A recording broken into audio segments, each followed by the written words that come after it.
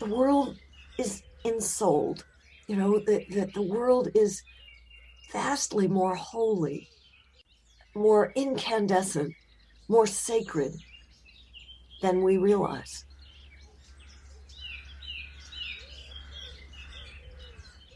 Today I'm talking to New York Times bestselling author Sy Montgomery.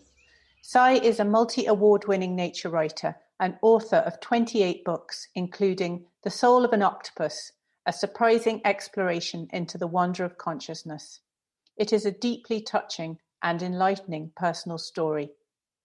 Sy writes for adults and children, for print and broadcast, in America and overseas, in an effort to reach as wide an audience as possible at what she considers a critical turning point in human history. We are on the cusp of either destroying this sweet green earth or revolutionizing the way we understand the rest of animate creation, she says. It is an important time to be writing about the connections we share with our fellow creatures.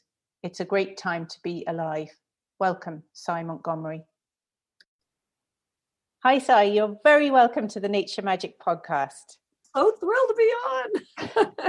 You have an incredible life story, inhabited by orangutans, tigers, pigs, so many animals. And I personally discovered you in the beautiful book, The Soul of an Octopus. Would you like to tell us how you became a nature lover? Well, before I could speak, before I can remember, I always loved animals, and I think most children are that way. My parents told me that when I began to toddle, I was born in Germany, and they took me to the Frankfurt Zoo, and they let go of my hands for a minute, and the next thing they knew, I was in the hippo pen. So I thought that was just great. They were not so thrilled about it, but I've always been drawn to animals. And I think human beings are naturally drawn to animals. Until recently, we were hunter-gatherers, right? So if we didn't pay attention to the natural world, you were quickly going to not be able to find food or get eaten by somebody else. So I think I just did not have that love squashed. Growing up, all of my closest friends were animals. And to this day, even though, I have human friends who I adore, I married a human, but to this day, a lot of my friends are animals. And I'll be talking to somebody and say, one of my friends got run over by a truck and we're now doing physical therapy. And they're like, oh my God, well, I'm talking about a turtle. Or, one of my friends has an injury on her mantle and I'm talking about an octopus. But it's lovely to have friends of different species. So much better than just having one kind of friend. Well, that is a really great message. And you did mention you were volunteering at a turtle sanctuary. Do you want to tell us a little bit about that? Oh, I'd be thrilled to. Oh my gosh. Well, it makes us more sisters under the skin, actually, doesn't it? I'm working at Turtle Rescue League once a week, and I'm working on 2 books about turtles. And I'm getting to know about 150 individual turtles who live in the basement of this suburban house in Western Massachusetts. These 2 lovely ladies, Alexia Bell and Natasha Nowick, made it their business to start rescuing turtles, and not just turtles that people don't want as pets, but also turtles who are hit by cars, turtles who have been chewed by dogs, turtles who are unwanted, and turtles who are laying eggs in your yard in a place where you can't, where there's a pile of dirt that's going to turn into a porch. They will send people to immediately dig up those eggs and then take them back to Turtle Rescue League and incubate them and then release them back into the wild.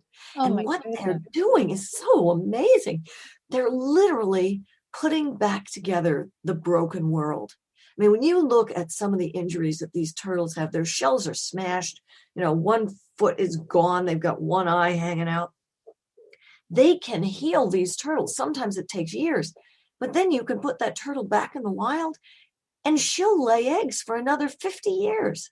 So it's a huge thing to be able to do. And it's a real pleasure to get to know these turtles of all these different species. They're such individuals. Oh my goodness. And they're doing that all in the basement of their house. That's incredible.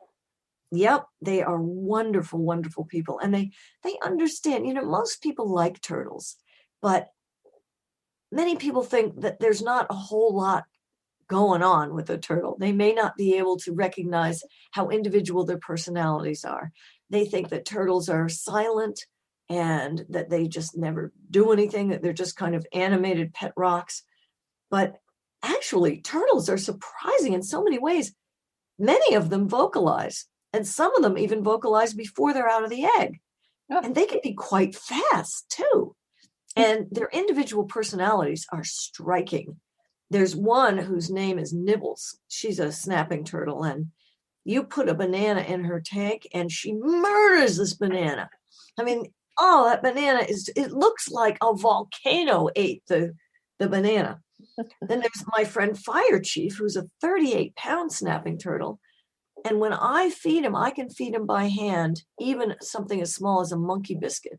And he's very gentle taking it out of my hand. Wow. And I have another friend there named Percy. He's a box turtle who's over 100 years old. And he is like the boss of the beach. You take him out of his habitat and he just comes storming towards you. Like he owns the place, and he does. And other turtles are shy, and other turtles are snuggly, and other turtles are kind of crabby, and other turtles are just so sweet. They all have their little personalities. They totally do. And you had a great friend, Christopher Hogwood. Do you want to tell us about him? Chris was like a great big Buddha master. He was one of my greatest teachers ever. He came home. He was a runt among runts. He was so tiny, he fit in a shoebox. And he grew to 750 pounds and a huge slops empire that extended long past the boundaries of our little town of Hancock, New Hampshire. He would get stuff mailed to him from other states. He would get cards from overseas. And every year when we would have town elections, he'd get write-in votes for some town office. People loved him. And we didn't actually mention he was a pig. Oh, I didn't mention that. Yes, yes. Some of my friends have a little nose disc and a curly tail. Yep. Oh, he sounds lovely. And you did write a book about him as well. So I'll put all the books in the show notes if anybody wants to check on the links of all those stories. I know for a fact from reading your book, The Soul of an Octopus, that you're deeply spiritually connected to nature. Is there a spiritual experience you'd like to share with us? Well, just about every time I'm with any animal, and this includes our dog Thurber, I really feel like I'm looking into one of the faces of God. And as someone, I create books. What I love my own books, having created them. I feel that one of the greatest ways that we honor the Creator is by honoring his creation. And, I've spent a lot of time in India and Bangladesh writing a book on tigers, and they have a slightly different view of God. They believe that all the different gods are really the aspects of the one God. But they see the face of God in so many different places. They see a cow, and the cow is a goddess. They see a tiger, and they see Doc and Roy, the tiger god. Or they see the tiger or a goose or an elephant as a vahana, or a conveyance, a vehicle for one of their gods. They see the holiness in all of animate creation. And I really experience that when I'm with any animal. It's a holy experience. and getting to know these different forms of life, who in some cases are so vastly different from us, they seem like something from outer space. To me, what's that showing is that the world is ensouled, that the world is vastly more holy, more incandescent, more sacred than we realize. I think we just have to let that sit for a second. The main character in The Soul of an Octopus, I mean, you really did convey the soul of that animal. Do you want to tell the listeners a little bit about her? I'd love to.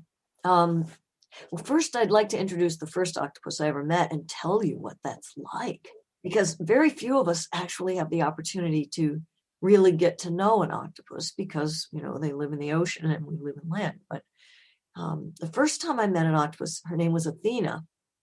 And I went to the New England Aquarium and asked to go behind the scenes. And my friend Scott Dowd lifted the lid on the octopus tank. There always has to be a lid or they'll crawl out and get into mischief. And the minute he lifted the lid, this huge creature who probably, maybe weighed 40 pounds and was 4 feet long. But she was a large animal. She came out from her lair. She turned bright red and she came right up to meet me, and her eye swiveled in its socket and locked onto my face. And her arms came boiling up out of the water, and her suckers started reaching for me. So I asked, can I touch her? And Scott said yes. And so I plunged my hands and arms into the water, and quickly my skin was covered with dozens of these questing, soft, sensitive suckers, which are not just they're not just feeling you, but they're tasting you. She's experiencing what I taste like and knowing me in a chemical way. And she let me pet her head the first time I met her. It was just an amazing experience. So I kept coming back and coming back. Octopuses don't live very long. And alas, after just a few visits, they only live 3 to 5 years. And by the time you meet them, they may already be 3 years old, because nobody wants to have a little itty bitty giant Pacific octopus. They want a giant Pacific octopus in their aquarium. So the octopus who is kind of the star of The Soul of an Octopus was Octavia. And I met her after Athena had died. And at first she was very feisty and wanted nothing to do with me or anybody else. But I offered her fish again and again, and she just didn't want to take the fish. And then one day she grabbed the fish. She grabbed the thing I was handing her the fish with this grabber. And then she grabbed me and started pulling me into the tank. And I was, of course, elated because now we were having an interaction, although I'm sure not everybody would like that.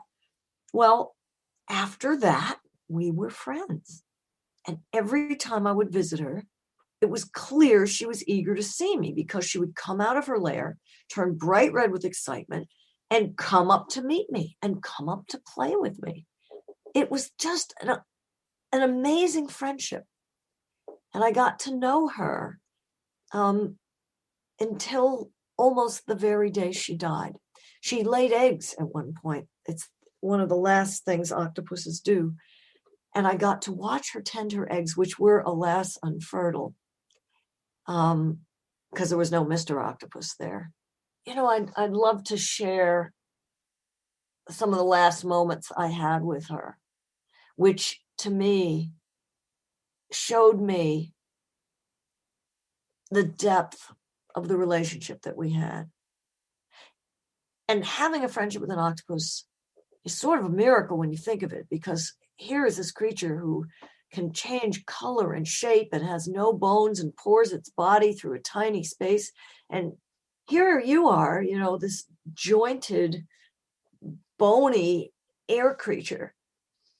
And the powers an octopus has compared to the powers that we have, they're almost magic. They have venom, they can shoot ink, they can taste with all of their skin. They're incredibly dexterous. Each one of their suckers can lift, depending on the size of the sucker.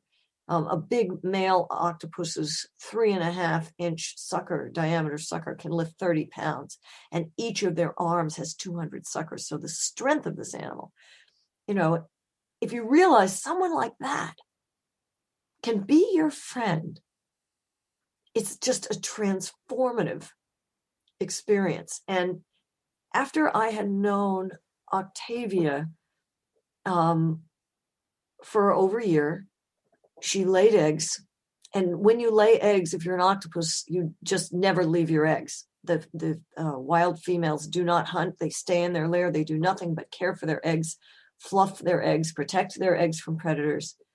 And Octavia did not have any way of knowing that her eggs were infertile. And she was a very devoted mother.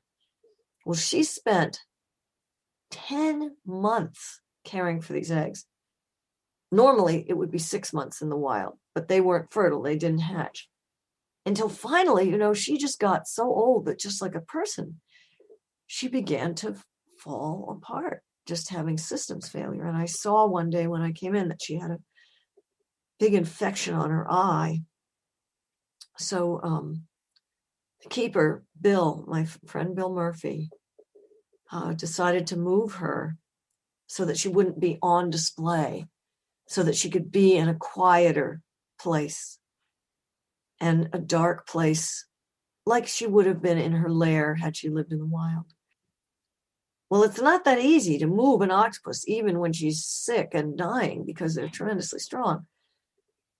He sent his helper, a lovely man, to try to move her from her lair, and she just would not budge.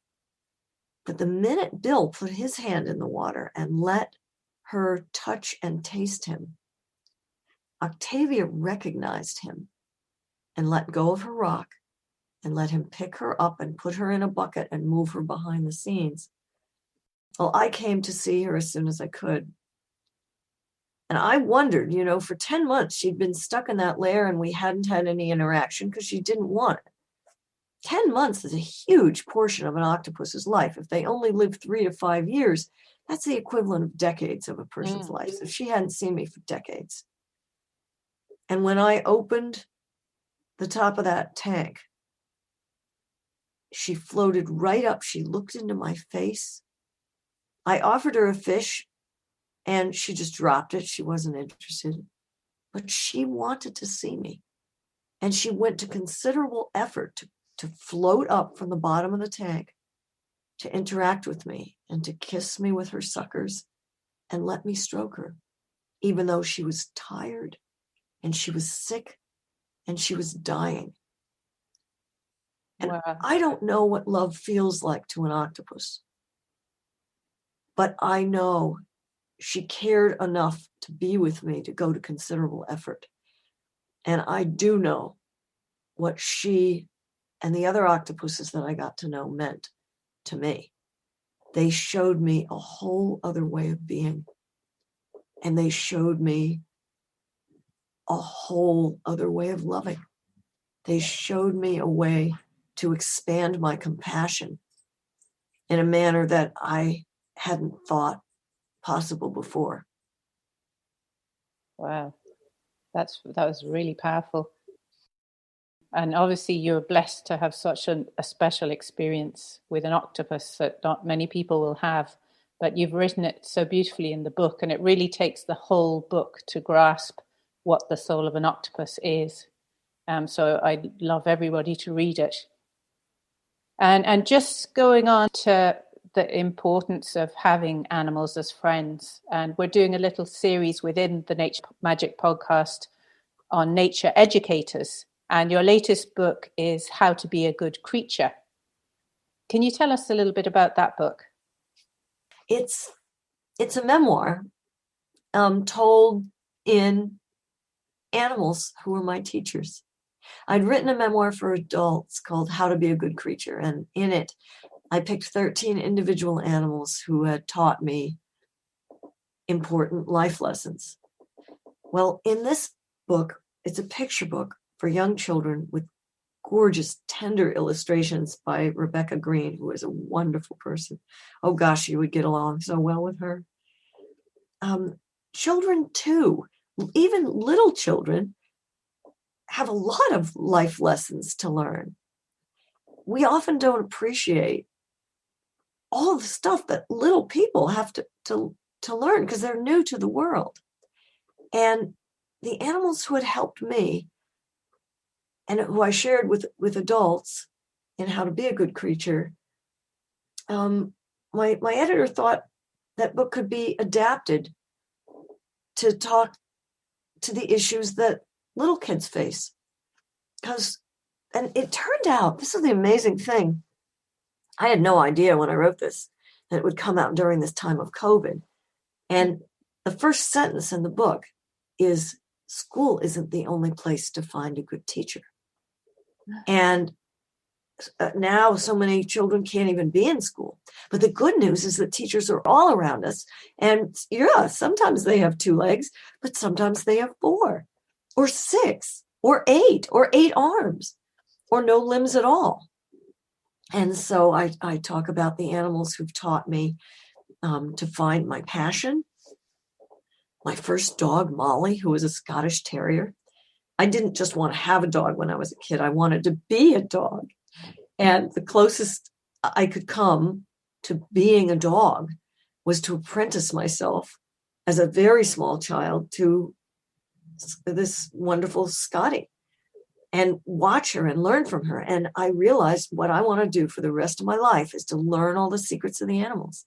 And I learned that from her, that that's what I wanted to do. And that's what I have done all my life. And it was 3 emus in Australia that showed me the path that I could take to do that.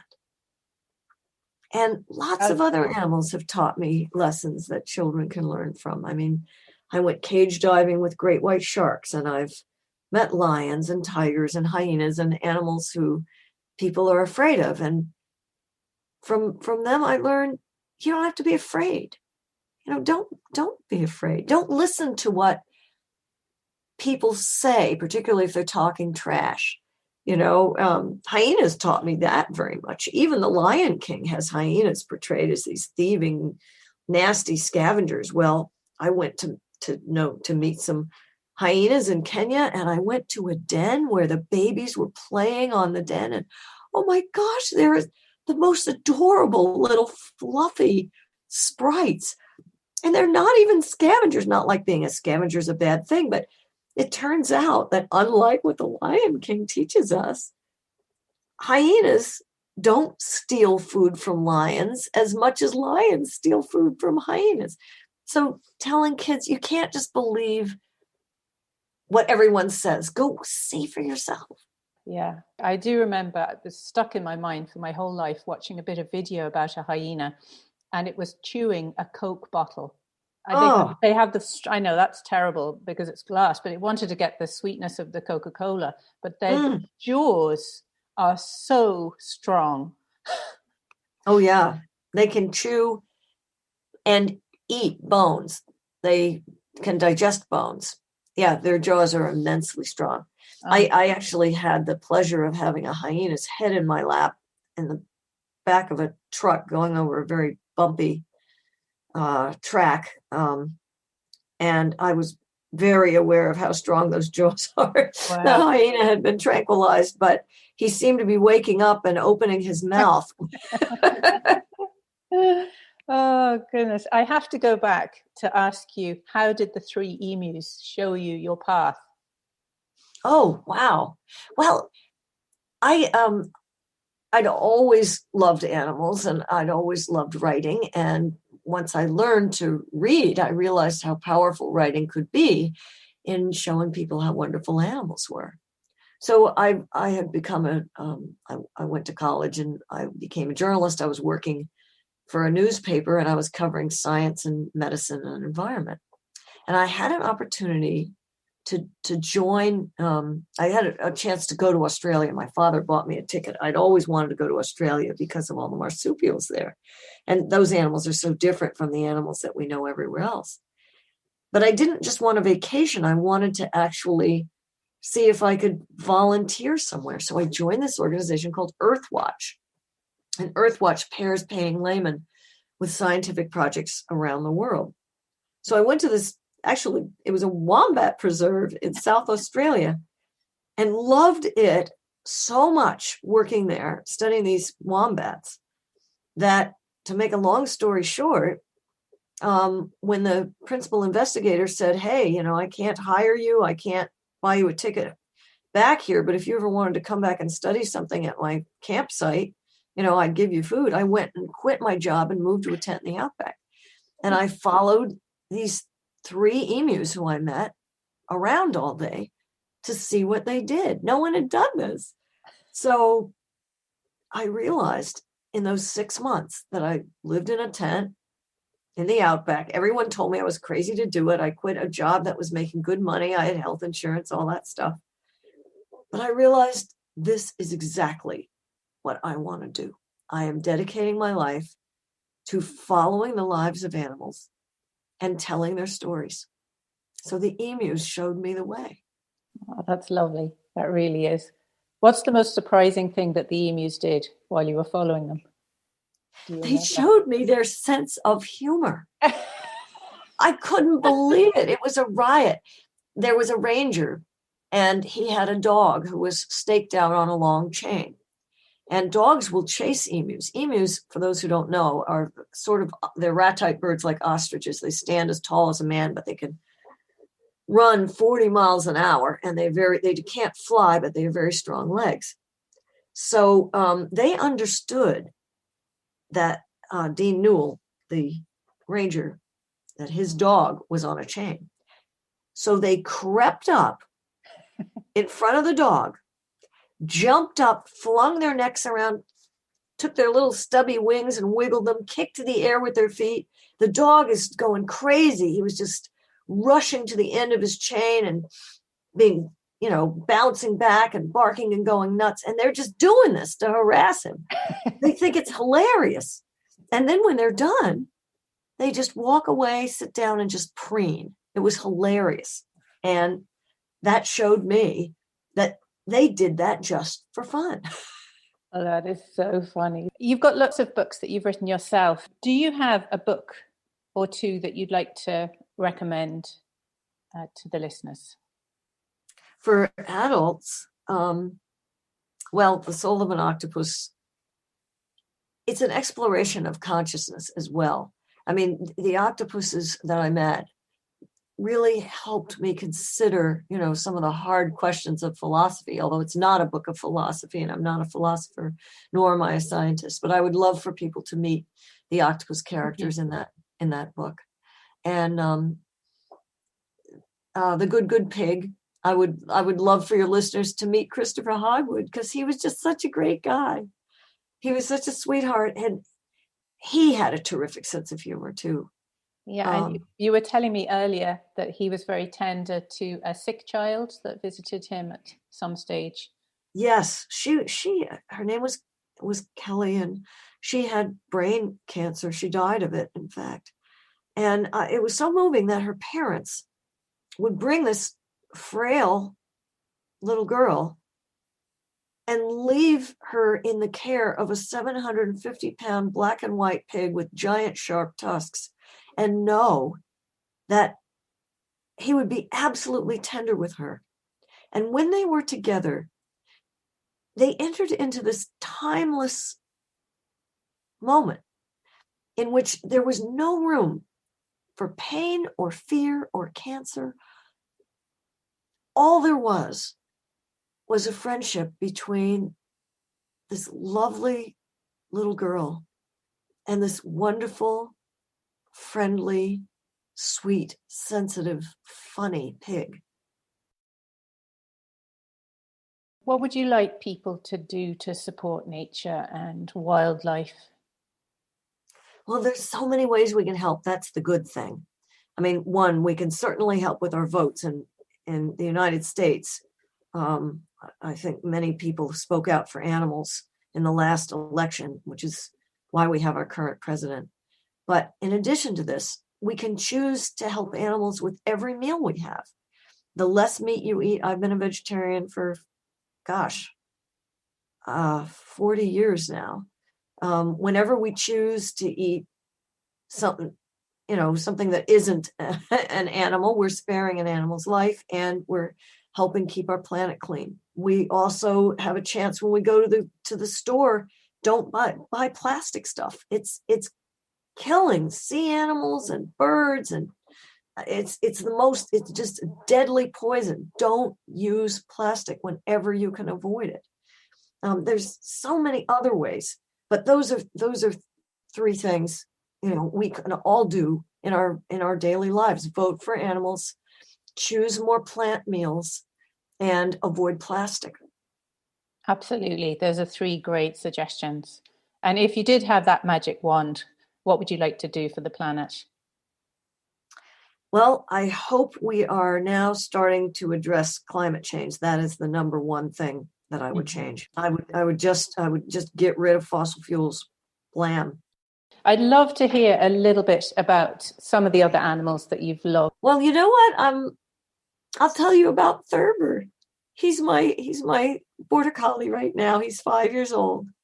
And he is the animal with whom I close both my adult memoir and Becoming a Good Creature. Because what he showed me when he showed up, I was not expecting to have a puppy come into my life. No one was expecting this guy to show up. He was born to a family of great herders, and all of them are, go into professional herding. But this border collie was born with a blind eye. And I like to say he has one good eye and one blessed eye. Because if he hadn't been born with a blind eye, he wouldn't have come to me at a time when I just felt my whole life was ending. My previous border collie had died. Christopher Hogwood was gone. So many things seemed to be ending. And then this puppy came into my life. And what he taught me is that no matter how dire things seem, there could be something wonderful waiting for you just around the corner. I think that's a perfect place to end the interview. Thank you so much, Sy. It's been a blast. I loved hearing the stories. So funny and just so inspiring. I'll put everything in the show notes for everybody to have a look at. And thank you. Thank you, Mary. And thank you. And give my regards to all of your animals that you're taking care of, especially the pigs. I will. I certainly will. Thank you for listening to Nature Magic, a positive voice for nature from Ireland. The winner of the January review draw is Jake Gannon. Thank you, Jake. To enter into the February draw and win over €100 of Irish gifts from the Burren Nature Sanctuary shop, please rate and review the podcast and send a screenshot or photo of your review to mary@burrennaturesanctuary.ie. We have some really wonderful guests lined up, so keep tuning in every 2 weeks. Breaking news. Frank the Llama is in the process of starting a new career. Add Frank to your Zoom. He will log in and join your work meeting or family get-together. Keep an eye on the Burren Nature Sanctuary Instagram or Facebook to find out when he launches. And don't forget to check out the Nature Magic book available on Amazon. Find all the links in the show notes. Thank you.